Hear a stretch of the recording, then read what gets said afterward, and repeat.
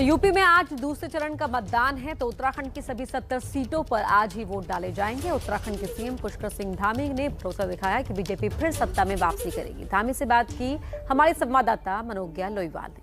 उत्तराखंड का चुनावी समर अब अपने अंतिम पड़ाव में है और वोटिंग के साथ सबका भविष्य ईवीएम में बंद भी हो जाएगा। हमारे साथ हैं उत्तराखंड के युवा मुख्यमंत्री, जैसा कि स्लोगन में भी लिखा गया है। ये बताइए कि इस बार क्या है भरोसा जीत का?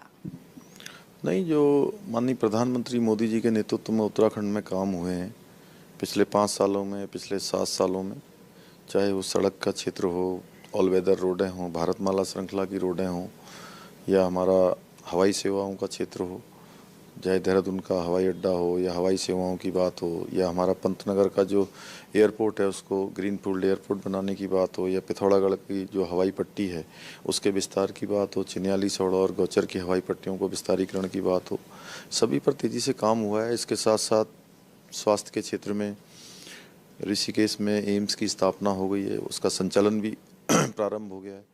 धामी जी, जब काम इतना हुआ है, विकास इतना हुआ है, तो फिर यूनिफॉर्म सिविल कोड को लाने की क्या जरूरत पड़ रही है? ये क्या चुनावी मुद्दा है?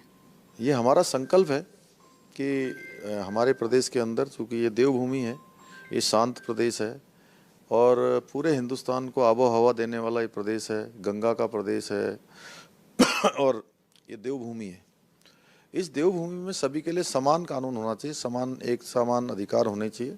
इसलिए हमने तय किया है कि हम यूनिफॉर्म सिविल कोड यहाँ लागू करेंगे। हम संकल्प लेते हैं, नई सरकार के गठन होते ही जो है सबसे पहले हम प्रबुद्ध जनों की, विधि विशेषज्ञों की, स्टेक होल्डरों की कमेटी बनाएंगे। वो कमेटी इसको ड्राफ्ट करेगी और ड्राफ्ट के बाद हम इसको लागू करेंगे। इस बार हिजाब पर भी कई सवाल उठ रहे हैं, एक विवाद हो रखा है, होना चाहिए नहीं होना चाहिए स्कूलों में, कैसे देखते हैं आप? उस पर कानून अपना काम कर रहा है और जो विधि सम्मत है, कानून सम्मत है, वही होना चाहिए। तो आपको दिखा रहे हैं देश और दुनिया की तमाम खबरें, साथ ही चुनाव की गहमा-गहमी से जुड़ी खबरें भी। लेकिन याद दिला दें आपको एक बार फिर कि सुबह 7 बजे से लगातार हम आपको चुनाव से जुड़ी हर खबर दिखाएंगे सबसे पहले।